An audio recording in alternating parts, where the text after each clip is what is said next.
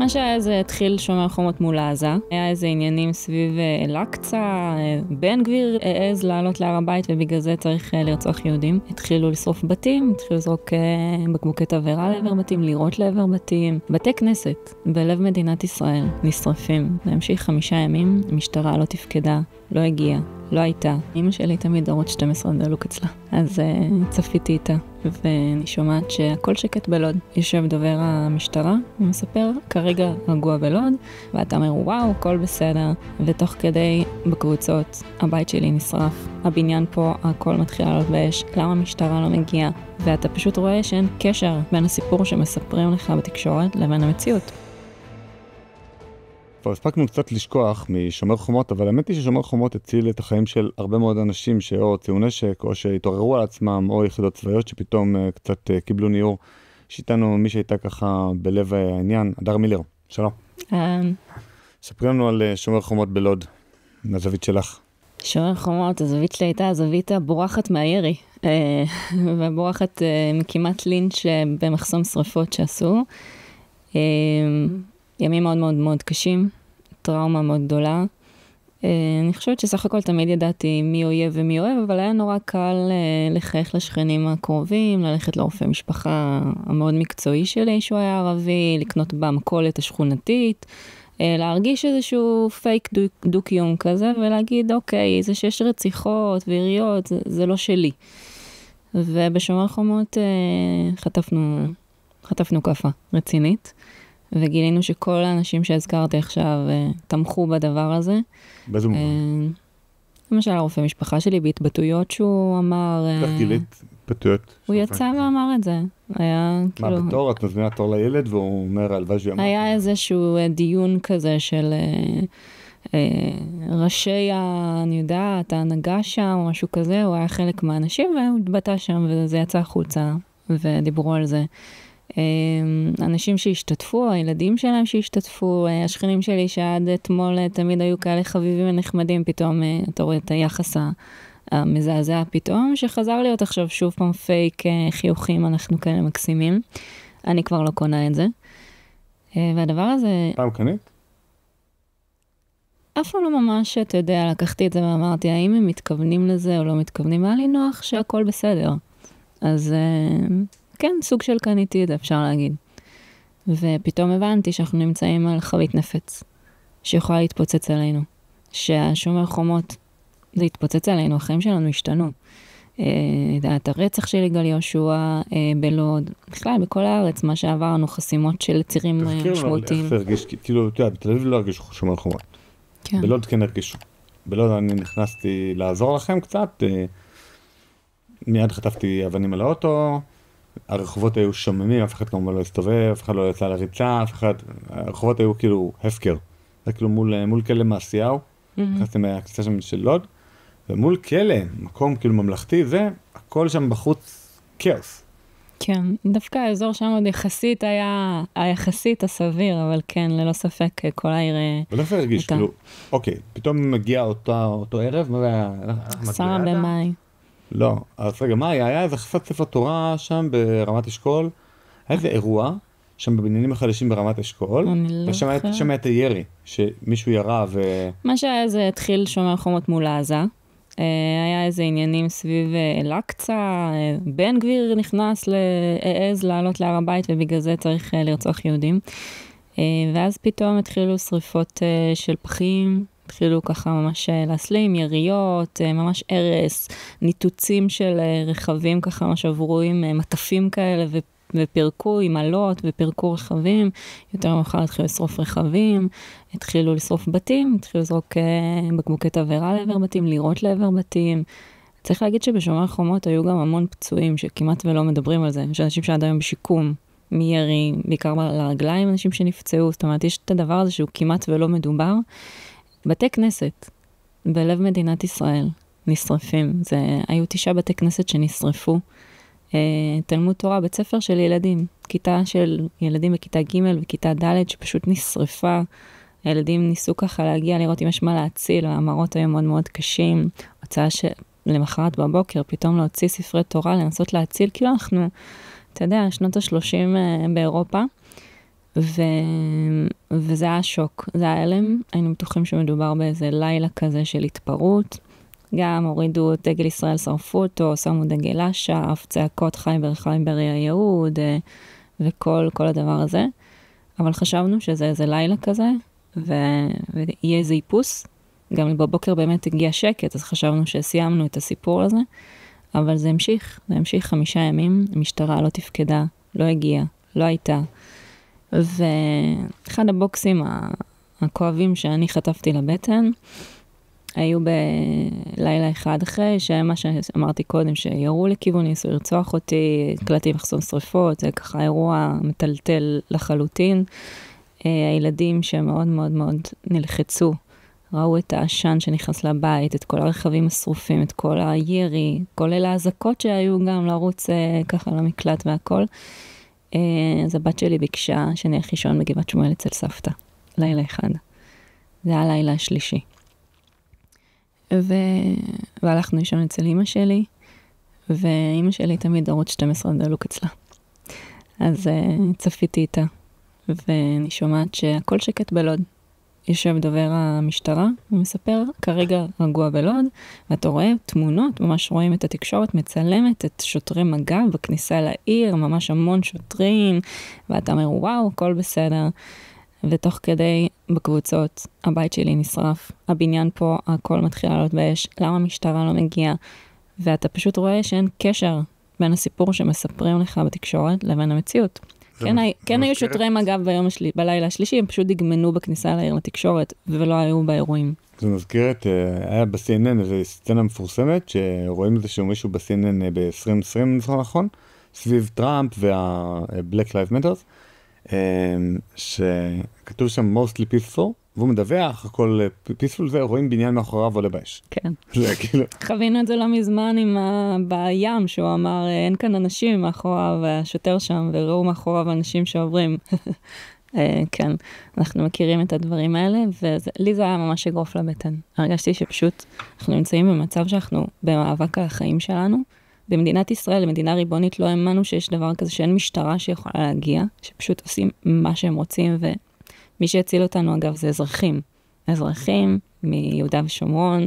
גבעונים כאלה, חבר'ה עם גוזמבות ורכב וסוברו חבוט. כן, לא סקסי בכלל להגיד דברים על יצר. הגיעו לכם קלמנזון, פשוט של... בדיוק, לגמרי. הם הצילו לנו את החיים, ממש. הם היו שם, הגיעו מיד, הגיעו עם הנשק האישי שלהם, צריך להגיד שזה היה לפני רפורמת הנשק, כמעט ולא היו נשקים בלוד. הם פשוט באו ושמרו על החיים שלנו. אם לא הם, לא יודעת איך זה היה מסכים. לא נשקים בעיקר, אני אגיד משהו כואב, בעיקר בגללכם. יש לי גיס, ששירת שירות קרבי והכל, היה זכאי לנשק גם לפני שומר חומות, גם לפני המלחמה האחרונה. לא הוציא, הוא לא הוציא. אז מה אם הוא היה בשירות קרבי? לא. מי שלא גר ביהודה ושומרון והיה בשירות קרבי לא יכול להוציא נשק, אלא אם כן הוא עוסק בזה. זה לא נכון. אני עזרתי לעשרות אלפי אנשים להוציא נשק. זה פשוט לא נכון. לפני רפורמה. אותו גיסי, הוציא נשק אחרי שומר חומות. אגב, אני גם מסכימה. אני שוב אומרת, זה הסתירה שחטפנו. היה מי שפתח את העיניים, שוב, היה מי שפתח את העיניים לפני שומר חומות, נגיד אני ועוד כמה קיצונים, אני לא יודע, והיה מי שאחרי שומר חומות, לכן אמרתי בפתיח שזה הציל אנשים. נכון. והיה מי שפתח רק בחרבות ברזל. ויש כאלה שעדיין לא. בנושא שומר חומות, אם תרצה אני אכנס לזה. בנושא של ערביי ישראל. גם הרבה חברים שמאלנים שלי התחילו להוציא נשקים.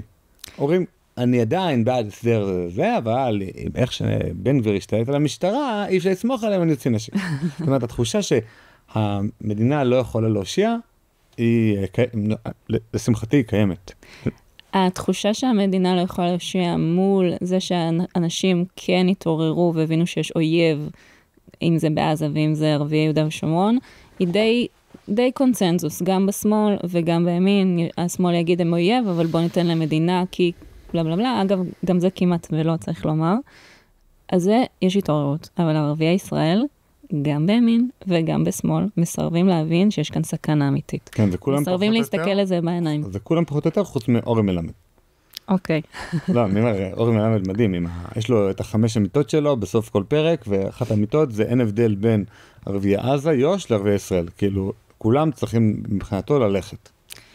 אז אני קצת יותר, אתה יודע, מצחיק שאתה מצליח להוציא ממני, זה משהו פוליטיקלי קורקט, כי אני תמיד בדבר הזה יוצאת הכי גזענית והכי זה, אבל אני אגיד, מי שרוצה לחיות כאן בכבוד, מיעוטים שרוצים לחיות כאן, אומרים, אנחנו אזרחי ישראל, אני ערבי ישראלי, שיחיה כאן, יקבל את הזכויות שלו. ולך תדעי.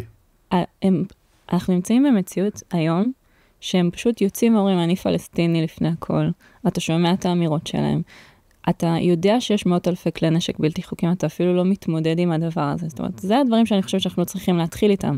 להתחיל להתמודד מול הסכנה, זה צבא שלם. מאות אלפי כלי נשק בלתי חוקי, שנמצאים פה במדינה שיודעים עליהם. ופשוט, אתה יודע, כאילו, הכל טוב. מדברים על זה שהשב"כ לא היה בעזה לפני 7 באוקטובר, ובגלל זה כל מה שקרה, אבל פה כאילו זה ממש מונח על השולחן, המידע המודיעיני הזה, זה לא איזה חידוש שלי או של מישהו אחר. זה ממש יודעים את זה. וכאילו, אוקיי, בסדר, יש משפחות פשע, הכל טוב.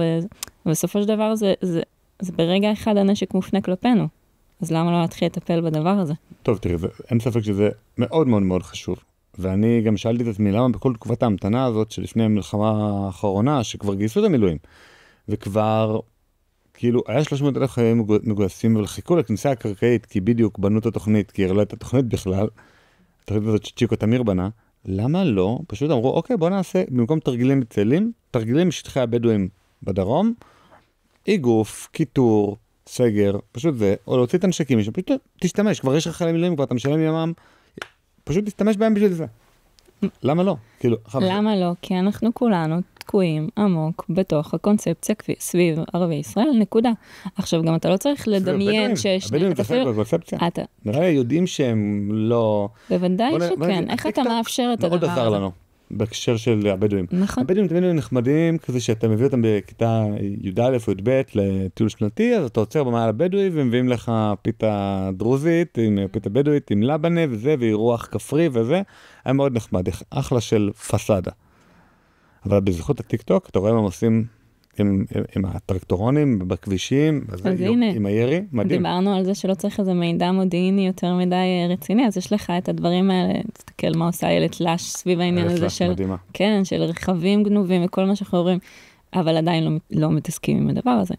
גם העניין של הנשקים, אתה לא צריך להמציא, תבוא לערב בלא, תשמע יריות, אתה יודע שיש נשק, זאת אומרת, הוא קיים, פשוט, הילדים שלי יודעים להגיד לך איזה סוג נשק ירו, ולא רק הילדים שלי, זה ממש, זה בדיחה. כן, כן, כאילו איזה סוג ירי זה היה, והכל, לפעמים יש אפילו ויכוחים כאלה בבית עם המתבגר וזה, לא, זה היה ככה, אני אומרת, כאילו, אני תופסת את הראש ואני אומרת, אוקיי, זה מצחיק ומגוחך, אבל זה מזעזע באותה מידה, כי אנחנו פשוט מתעלמים מסכנה שהיא קיימת. עכשיו, שומר חומות ראינו את הפרומו של הדבר הזה. הפרומו מזעזע, אגב, אבל הוא פרומו של הדבר הזה. ויש כאן איזשהו משהו שפשוט אף אחד לא רוצה להתעסק איתו. למשל, בעניין חקיקה. גם בחוקים יש כל כך הרבה דברים לעשות שלא נעשים. נגיד ירי מבית. לא רק לאכוף, גם לחוקק דברים. מה? ירי מבית. בסדר? רוצים לדעת איך אפשר לנצח את חמאס? זה הרבה יותר פשוט ממה שאתם חושבים. הצבא שכבש את סיני בששת הימים תקוע היום בסבבים אינסופיים. השביעי לאוקטובר חשף ששכחנו איך להכריע. אני מזמין אתכם לשני מפגשי זום ב10 וב17 ביוני, בשעה 8:30. יחד נחשוף את העקרונות שהביאו לנו את הניצחונות בעבר. זו לא תיאוריה, זה מה שיכול לשנות את המלחמה מחר בבוקר. הרשמה חינמית בלינק שבתיאור הפרק. ירי מבית, בסדר? עכשיו הירי ככה טריף את כולם, ירי מעצבן במיוחד, מתקשרים למשטרה, שזה כבר כמעט ולא קורה, אבל נגיד היה ככה ירי מסיבי, התקשרו. מתקשרים למשטרה, המשטרה מגיעה למקום, היא יודעת בדיוק מאיפה היה הירי. היא עוצרת את האנשים, הם מגיעים לבית משפט, וכל אחד אומר, זה לא הייתי אני, משחררים. עכשיו נגיד אני עושה תאונה עם הרכב שלי, ואני אומרת, זאת לא הייתי אני ברכב, מישהו היה עם הרכב שלי. אני אחראית, אני מוכיחה שזה היה מישהו אחר, נכון? זה לא עובד ככה לפי החוק. אם אתה לא יודע מי זה שירה, זה לא משנה שזה היה מבית מסוים. כולם משוחררים, סלמתק. סתם זה דוגמה, זה נקודה כל כך קטנה, יש כל כך הרבה דברים לעשות. אין רצון. כן, אני אגיד לזכותו של בן גביר, שאפשר לתת עליו ביקורת על הרבה דברים, גם סביב, יש לי ביקורת על מה שקורה בערים המעורבות שהוא לא עושה מספיק, אבל הנושא הזה של נשק, כמו שאמרנו, פורמת נשק, והנושא הזה של כיתות כוננות, אז זה היה לפני המלחמה, המיליציות של בן גביר. גם הנושא של הכלא, אבל זה ככה נושא אחר. אז זה משהו שכאילו נותן איזושהי פתיחה יותר טובה ממה שהיינו, אם חס ושלום יקרה הדבר הזה, אבל זה לא מספיק. אני רק אומר, גם אם לא היה להם נשקים בכלל, נגיד שעכשיו בן גביר משתלט על העניין, עושה מבצע, תוך חודשיים מנקים את כל הנשק הבלתי חוקי, יופי. אפילו גם אפשר לנקות גם קצת מפעילי אחים לנשק, הרי אותו אחד שהטריד מינית את השופטת, את השוטרת, מצאו אצלו איזה... היה לי יפה. מצאו אצלו איזה סליק נחמד, יופי, אבל זה לא זאת הבעיה, זה רק סימפטום. זאת אומרת, אנשים שהם מעוניינים לפגוע, מעוניינים לרצוח, תומכים בחמאס, זה לא בדיוק אנשים שאתה רוצה לתת להם אפילו מזרק ביד. כאילו, הנה, יש רופא נחמד, יכול להיות שסתם נותן תרופות שלא צריך, הוא יכול לשים איזשהו חומר מסרטן בתוך המבחנה אם הוא רוצה, או אפילו עם אחות. זאת אומרת, זה לא צריך נשק. אפשר לפגוע בהמון מערכות מבפנים, פשוט בזה אנחנו מכירים את זה מצבי חזקאלי היה פה, ודיבר על זה שהחלק גדול מאוד מהפועלים הערבים, פשוט פוגעים בכוונה בבתים שהם בונים, נגיד ברגע האחרון לפני שמסירה של הבית, שופכים בטון לתוך הצנרת, ואתה יכול להשתגע, למה יש לך כל כך הרבה סתימות, בניין חדש. נכון, ומצד שני, כמדינה יש לך בעיה לטפל בזה. אתה יכול להגיד, טוב, בוא נעשה איזה הגירה מרצון לכולם, אבל אתה לא באמת יכול לטפל בבעיה הזאת. מצד שני, באיום שאתה נמצא עליו, איום ממשי, שאתה עומד לפתחו, אתה חייב לטפל. לא, אי אפשר להגיד, לא ידענו, לא שמענו, לא חשבנו, מתנהגו... לא, כי היה לנו את שומר חומות. נגיד עד שומר חומות, מחדל מודיעיני, אף אחד לא ידע, אף אחד לא חשב, מי האמין, אבל עכשיו יש לך את זה מול העיניים. כנ"ל מה שאמרתי על נשקים, כנ"ל מה שאנחנו שומעים מהסתות במסגדים, שהן פשוט דברים מזעזעים, ממש על רצח של שוטרים ודברים כאלה, וכאילו מדפדפים את זה הלאה. אי אפשר להגיד יותר, לא ידענו, לא שמענו, וצריך להגיד, זה לא מטופל בכלל, ואני חוזרת, גם הימין עמוק בבעיה. גם הימין לא, זה לא שאתה אומר, טוב, ופקידים, שמאלנים, איזה חושבים, לא, זה כולנו. מה היית רוצה לראות שהימין יעשה? במסגרת הכלים שיש לו, אז אמרת לתקן את החוק לגבי בתים, ויראה עם בתים שברירת מחדל תהיה, שבעל הבית, מי שרשום בטאבו, הוא אחראי. יש מספר חוקים שאפשר להעביר. בסדר? אם אתה רוצה... כמו? למשל, חוק השב"כ. השב"כ צריך להיכנס לכל ענייני, כמו שיש, אתה יודע, מעצרים מנהליים ביהודה ושומרון, הרבה פעמים יש סיטואציות שיודעים שמישהו הולך להירצח. יש שתי חמולות שנמצאות עכשיו במאבק, בסדר? הם עכשיו, ברור שהוא רצח את הבת שלו, את הבן שלו, וזה עניין של ימים עד שירצחו חזרה. כולם יודעים, כולם מוכנים לזה, אבל מה אתה יכול לעשות? שום דבר. אז הנה, יש מעצרים מנהליים, תשתמשו בהם לדבר הזה. תכניסו את השב"כ לאירוע, תתחילו להחרים נשקים. זה גם עניין של חוק, זה גם עניין של אכיפה, זה גם עניין של לפחות, קודם כל להיות במודעות מול הסכנה הזאת. כי אפילו אצלנו בלוד, הרבה אנשים שהתעוררו בשומר חומות, אתה יודע, עברו 4 שנים וזה כזה, הנה עכשיו במלחמה, הכל בסדר, ואנשים חזרו לקנות, חזרו, אתה יודע, ליחסים. כן, נגיד אמרנו חוק אחד. הנה חוק השב"כ, להכניס את השב"כ. שב"כ. שב"כ לא מעוניין להיכנס לאירוע. עכשיו, אין ספק שצריך את זה. תני לו לעקוב אחרי יהודים בלוד, הוא ישמח. כן. אוקיי, שב"כ אז לא. שאלה אם המשפט הפלילי הרגיל יכול להתמודד עם בעיות כאלה. המשטרה הרגילה, שזה סתם עניין של הקטנת ראש של שופטים. לא, בסופו של דבר, א', כן. לא, כי יכול להיות בוא נתחיל מהאנשים שעכשיו רק לאחרונה התחילו לצאת אנשים סביב שומר חומות לאלה שנתפסו. המשטרה עשתה עבודה מזעזעת, בסדר? המשטרה לא תפסה את רוב האנשים, לא תפקדה, לא הייתה שם באירוע בכלל. המעט שכן, עדויות שכן, אנשים שנעצרו ונתפסו, ויש גם עדויות והצליחו באמת זה. א', הכתבי אישום מגוחכים, הכי לא מרתיעים שיש. דבר שני, העונשים, באמת זה לתפוס את הראש ולא להאמין. אנשים שהיו שותפים לרצח, אנשים שהיו שותפים ללינצ'ים, מקבלים חודשים ספורים, זה דברים שהם פשוט לא נתפסים. בסוף כדי לייצר כאן יכולת הרתעה, ועזוב את התיקון העולם הזה שאתה מדבר עליו, שלא יהיה כאן אנשים שזה, אבל לפחות לייצר את יכולת ההרתעה, הורסים, וזה מערכת המשפט, זה הפרקליטות, זה גם המשטרה, אבל בסוף, יש לי מלא ביקורת על המשטרה על מה שהיא עשתה, אבל היום כשאני רואה את השוטרים, אני הרבה יותר יכולה להבין אותם. כי הם פשוט, הם באים, הם מסכנים את עצמם, צריך להגיד אצלנו. לא שווה להיות שוטר בלוד, אגב. אתה מקבל את אותו שכר שאתה מקבל בפתח תקווה ובמודיעין ובמקומות שכאילו אין לך כלום. אין כמעט שוטרים, יש לנו תקנים אגב שהם לא מאוישים, כי אף אחד לא רוצה לבוא. אגב, זה גם פניתי לבן גביר כמה פעמים. אמרתי, צריך לעשות שכר שונה לשוטרים בלוד, בערים מעורבות, לעומת ערים אחרים, אז הוא אמר לי, לא, זה נתקע אצל סמוטריץ'. אז אמרתי לו, אוקיי, זה נתקע אצל סמוטריץ', בוא תיקח משהו שהוא בידיים שלך. אמרתי את זה גם השבוע לפוגל. קחו משהו בידיים שלכם. אתם יכולים לקצר פזם. אדם שנמצא בערים מעורבות, הפזם שלו הוא כפול מאשר במקומות אחרים. ככה תביאו אנשים שיודעים שהם מסכנים את עצמם, עובדים בחגים של היהודים, בחגים של הערבים, נמצאים במקומות הרבה הרבה יותר מורכבים. לפחות יהיה להם, אתה יודע, את איזה סיכת יחידת עילית, את הפזם שהוא קצר יותר, תביא אנשים שירצו לעבוד. עכשיו, אלה שכבר כן עושים את העבודה, נמצאים מול מערכת משפט שהיא פשוט בלתי אפשרית. מוזר, כי כאילו, אתם ממש מרכז שלטוני לעוד, יש לכם את הבית משפט המחוזי של מחוז מרכז, יש לכם בית משפט שלום כמובן, זאת אומרת, אי אפשר להגיד שאתם איזה פריפריה, שכאילו אף אחד, אין מישהו בישראל שלא היה אי פעם בלוד, זה ממש מרכז הארץ, כאילו איך מקום כזה הופך להיות מין, כן, זה קורה שם מעבר להרי החושך. כאילו יש לכם מלא הייטקיסטים, מלא אנשים שהם כאילו אליטות, מאוד מוזר. אנחנו נמצאים במרכז הארץ ממש, אנחנו בלב מדינת ישראל, אנחנו יריקה מנתב"ג, אנחנו קרובים לירושלים, הנה הגעתי אליך, אנחנו נמצאים קרוב לירושלים, קרוב לתל אביב. אנחנו באמת לב המדינה, אנחנו נמצאים במקום אסטרטגי, מאוד משמעותי. יש לכם רכבת... יש לנו תחנת רכבת מעולה. מעולה. כמעט כמו תל אביב, הם מקווים לכל המקומות. אם היית תופס את העניין הביטחוני ומטפל בו, ובאמת משתמש בכל הכלים שיש לך כדי לשנות את זה, היית רואה את לוד פורחת בטירוף. אבל מי רוצה לגור בלוד?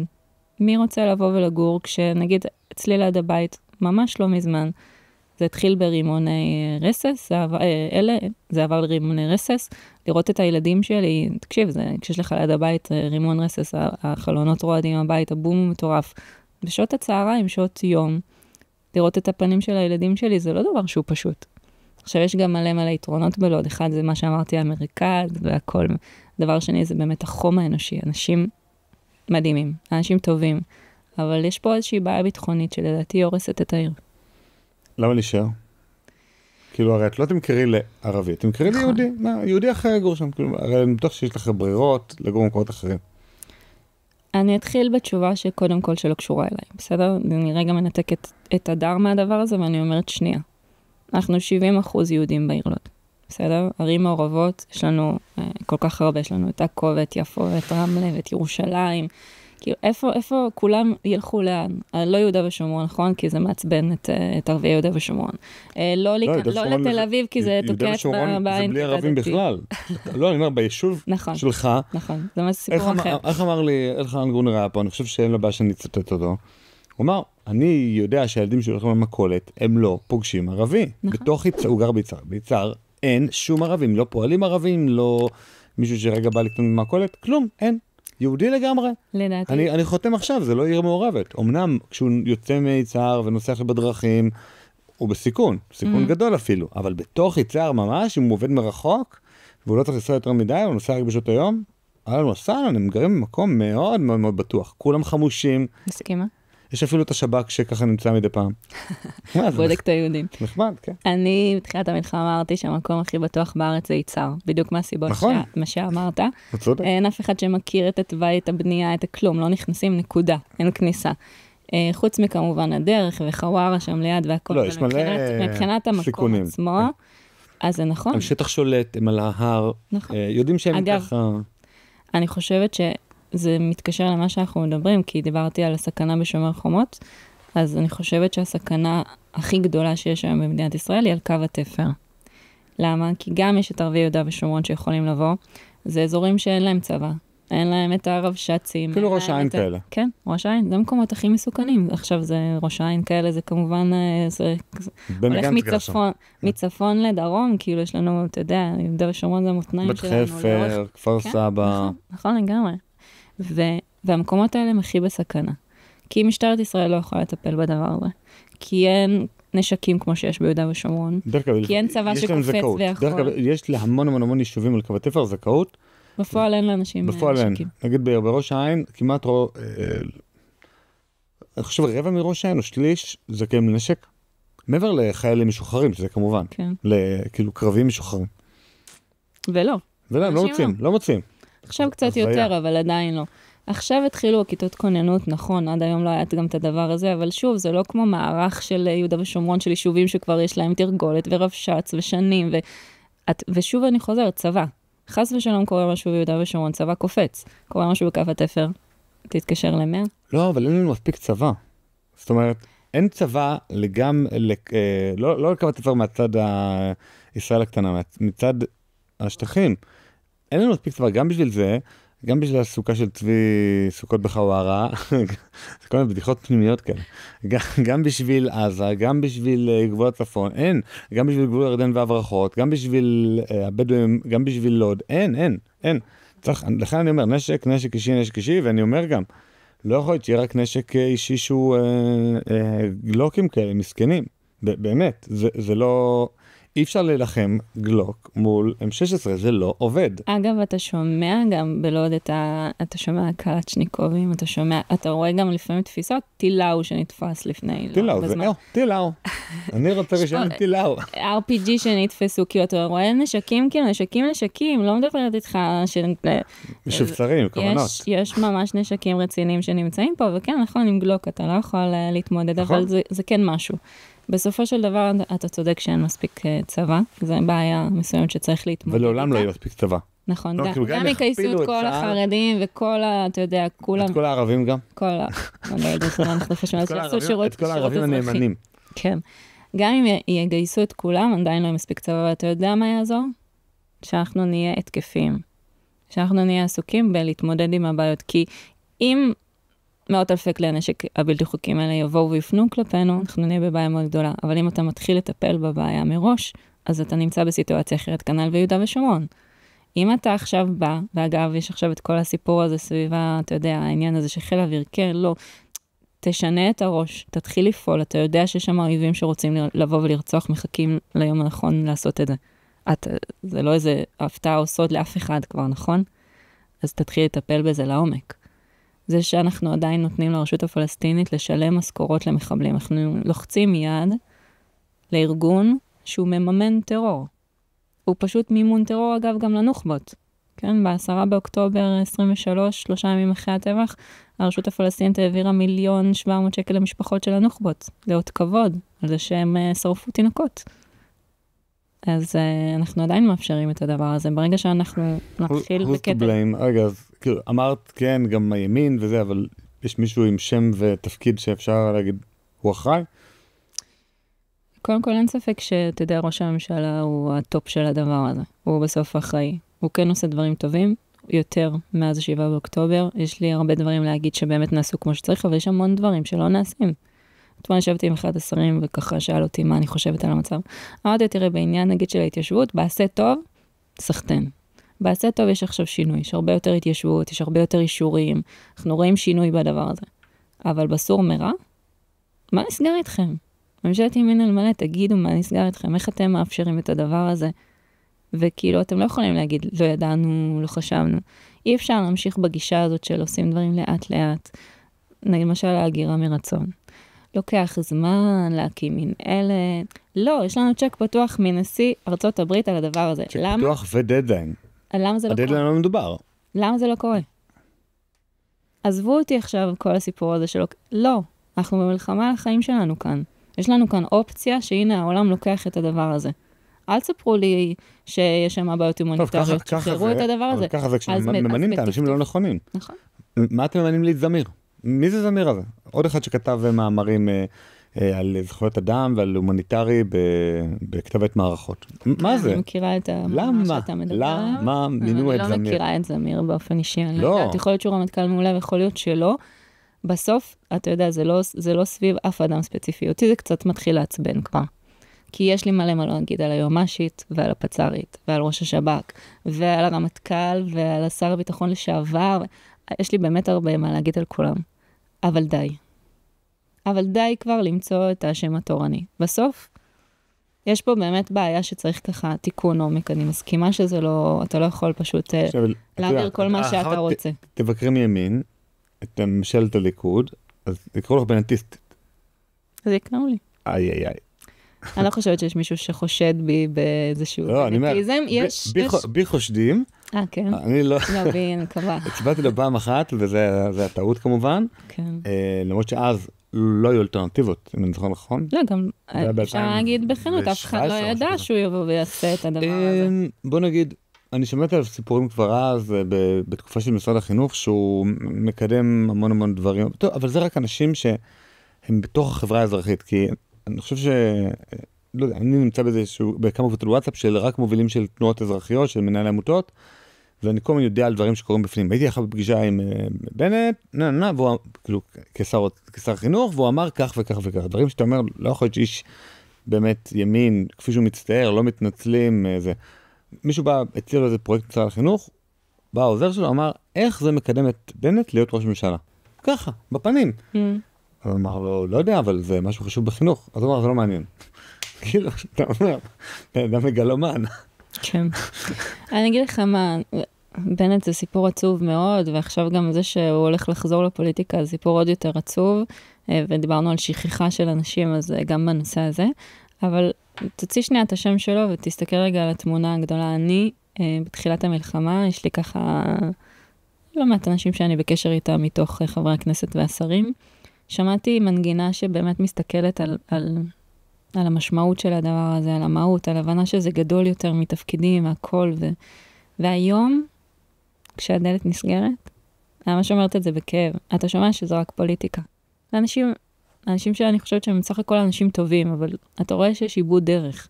זאת אומרת, התקררנו לגמרי מהמלחמה, אנחנו לגמרי בתוך סיפור פוליטי. מה זה אומר אבל זה רק פוליטיקה? זאת אומרת, הם לא יודעים שהם משלמו מחיר. מה שאמרת, זה יעזור לי הם לא יודעים אלה בליכוד שתוקעים את הדברים, או אלה, לא יודע, או זה שבן גביר הוא לא עוד טיפה יותר קרבי, ועכשיו מקדם דברים במשרד שלו. הם לא יודעים שהם משלמו מחיר? כי הם משלמו מחיר, בעיניי, אני חושב שהם משלמו מחיר. אז זה החלק הפסימי קצת, הם לא ישלמו מחיר, כי אם הייתה איזושהי תקווה שיבואו אנשים, הלוואי וכאילו, אני הייתה לי בתחילת המלחמה תקווה שתבוא איזושהי הנהגה אמיצה, מבינה, עם חזון לעתיד, מישהו שמבין שזה לא כבר רק מבחירות לבחירות או מהצבעה להצבעה, אלא שיש פה מדינה, שיש לנו זכות פסיכית לחיות כאן, שכאילו אלפי שנים חיכו לי לדבר הזה, ואנחנו כאן, שיחזיק את הדבר הזה ויסתכל, אתה יודע, על המשמעות, שיסתכל על המשמעות האמיתית של הדבר הזה. עכשיו אני קצת יותר פסימית. אני רואה גם את הציבור מתקרר וקצת שוכח. דיברת על ביקורת שאני נותנת, שאני יושבת כאן ונותנת. אני יודעת שלא קל. תמיד יש את הגישה הזאת, מה, את באה ממין לימי, את רוצה ממשלת שמאל? לא, ממש לא. אני רוצה ממשלת ימין, אני מעדיפה את הממשלה הזאת, דיברנו על דברים טובים שנעשים כאן, נעשים כאן דברים טובים, אבל מותר לתת ביקורת, במיוחד שאנחנו נמצאים בסיטואציה שהביקורת הזאת היא סביב החיים של החיילים שלנו, והיא סביב החיים של אזרחי מדינת ישראל, והיא סביב החזקת המדינה הזאת. אז אם למישהו קשה לשמוע, אני אקבל את זה בהבנה, אבל אני אמשיך להגיד את זה. לא חייבים בחירות בשביל שדברים ישתנו. נכון. זאת אומרת, יכול להיות שאם הם ירגישו, אותם גורמים, כולל ראש הממשלה, שהאדמה רועדת מתחת לרגליים שלהם, כי הם לא מטפלים בבעיות השורש, שישאלו בסקרי עומק, מה שלושת הדברים הכי מפריעים, אז אנשים יגידו, הנשק אצל ערביי ישראל, חוסר המשילות בנגב ויישובי קו התפר. אם אלה יהיו שלושת הדברים, ולא חטופים, שזה באמת אין מה לעשות לגבי חטופים חוץ מאשר להילחם הרבה יותר חזק והרבה יותר אגרסיבי ועם מצור אשכרה אפקטיבי. אז פתאום אתה תראה את ראש הממשלה יש לו חוש ריח נהדר, הוא יודע לדעת בדיוק מה הציבור חושב, מה הציבור מרגיש, ולפי זה להתאים את הנאומים שלו. בגלל זה אנחנו פה. זה התפקיד שלנו. אני הגעתי לעולם התקשורת, דיברנו על שומר חומות, הייתי קצת לפני, דיברתי על עסקים וכלכלה, לא דיברתי שום דבר, לא על פוליטיקה, לא דברים שהם יותר מדי שנויים במחלוקת, ובשומר חומות ממש ראיתי את היכולת, ההשפעה של התקשורת, ממש ראיתי את זה בעיניים. דיברתי על הדברים, ראיתי את זה קורה בפועל, ממש הרגשתי את הכוח של הדבר הזה, ואמרתי, אני קופצת פנימה, אני רוצה לעשות את הדבר הזה, זה חשוב, ולכן אנחנו פה. לכן אנחנו עושים את הדבר הזה, לכן אנחנו עושים את הפודקאסט ומדברים, כי יש לזה השפעה. בסופו של דבר, כשאתה מדבר פה בפודקאסט שלך על דברים מסוימים, אתה מקבלי ההחלטות שומעים את הדבר הזה. לזה אין ספק. ואנחנו חייבים לומר את הדברים גם אם זה פחות נוח לפעמים. אני ממש מרגישה שזה התפקיד והשליחות שלנו. אני גם צריך לפנות לקהל, הנה אני פונה למצלמה, ולהגיד לכם, תפעילו לחץ, כל אחד כמה שיכול. חלק מכם יכולים יותר, חלק מכם יכולים פחות. ומי שאין לו את הקשרים המתאימים, הוא לא מכיר את העוזר של השר ואת העוזר של ההוא ואת ראש העיר שאולי יכול לדבר עם כך וכך, אז פשוט תתרמו כסף. זאת אומרת, לכל אחד מאיתנו יש כמה גרושים בכיס, וזאת הדרך להשפיע. כי אם אנחנו, יהיה לנו תקציב כמו של ערוץ 12, אנחנו נוכל לעשות דברים מטורפים, ולהרעיד את הכיסא של ראש הממשלה, בלי להפיל אותו מהכיסא. פשוט שאותו ראש הממשלה יעשה את הדברים הנכונים, במקום להתעלם. כן, וזה עובד, זה עובד. כשיש איזשהו לחץ ציבורי, שזה כמובן הולך יד ביד עם התקשורת, גם הציבור משפיע על התקשורת, דרך רשתות חברתיות ודברים כאלה, וגם התקשורת משפיעה על הציבור, וזה בפועל משנה מציאות. זה בפועל משנה מציאות, משנה החלטות, ואתה יודע, צריך כמה שיותר למשוך את הדבר. יש לנו, אנחנו גם נמצאים בסיטואציה שגם פגעו בנו בצורה הכי משמעותית שאפשר מכל הכיוונים, כן? גם אנחנו נמצאים בממשלת ימין מלא בישראל, גם יש לנו את טראמפ, שאתה יכול להגיד עליו מה שהוא רוצה, בסופו של דבר אתה רואה שכן, כשאנחנו הולכים חזק, הוא הולך איתנו, והוא אוהד את ישראל. גם בהקשר של ערביי ישראל, הוא לא יגביל אותנו. לנצל את הדבר הזה. אגב, כשאתה תהיה חזק, טראמפ בן אדם שהכי מעריך כוח, כשאתה יודע לנהל את הדבר בצורה נכונה, אם הוא יראה שאתה מתנהל בצורה נכונה, ולא סתם מושך זמן ללא הפסקה, אז הוא גם יהיה איתנו. זו הזדמנות היסטורית שאנחנו חייבים לקחת אותה בשתי ידיים, ולעשות פה שינויים באמת מרחיקי לכת. אוקיי, אז בעצם את סיפרת שנכנסת לתחום פוליטי, נקרא זה יותר אקטואלי, דרך שומר חומות, ראית כמה השפעה, ואז בעצם נכנסת למועצת העיר לוד, ושם גם ראית דברים. כן, אני ישבתי בקואליציה מקיר לקיר, אגב, אני חושבת שזה לא דבר נכון, תמיד צריך שיהיה איזושהי אופוזיציה. תמיד ככה זה קורה בערים בישראל. כן, ישבתי בסיטואציה, ישבתי עם ערבים, נציגים ערבים, ולא הייתה לי שום בעיה לשבת איתם. זה בסדר גמור שיהיה נציגים לחברה הערבית, בכל זאת מדובר על כמעט 30%. ואז ממש בלב המלחמה יצאו אותם תומכי טרור, חברי המועצה הערבים, היו בהפגנה, הפגנת השהיד. בהפגנה הזאת קראו בדם ואש נפדה את השהיד, הפגנה מזעזעת. צריך לומר, לא היו בה המוני אנשים, הייתה כ-150 אנשים באמת קיצוניים שהיו, אבל חברי המועצה. והם יצאו למצלמות, ראש הסיעה יצא למצלמות, דיבר על השהיד מוסא חסונה, דיבר שאסירי שומר חומות הם אסירי כבוד. פשוט תמיכה מלאה בטרור, ואני אמרתי, אני עם תומכי טרור לא יושבת, וכמובן יצאתי, זה לא התאים כל כך לכולם. אגב, גם בממשלה יש לא מעט אנשים שכועסים עליי, כי הנציגים שלהם נשארו לשבת, אז אמרו, מה, את אומרת שהם יושבים עם תומכי טרור? כן. זה בדיוק מה שאני אומרת. ופה כאילו המקום הזה שאתה אומר, איך יכול להיות הסיטואציה הזאת, שפשוט מכשירים את הדבר הזה. לא תהיה ספציפית, תגידי שמות של מפלגות, כאילו, יש מפלגה אחת. הדרך בסוף להפעיל לחץ זה... יש מפלגה ערבית אחת. אין לי די אל-ערבי. יש בה 4 חברי מועצה, אגב, אחד מהם... ומי החבר'ה משלנו שבעד לשבת איתם? כל מי שהיה שם חוץ ממני. הייתי היחידה שיצא. הייתי באופוזיציה לבד. איזה מפלגות?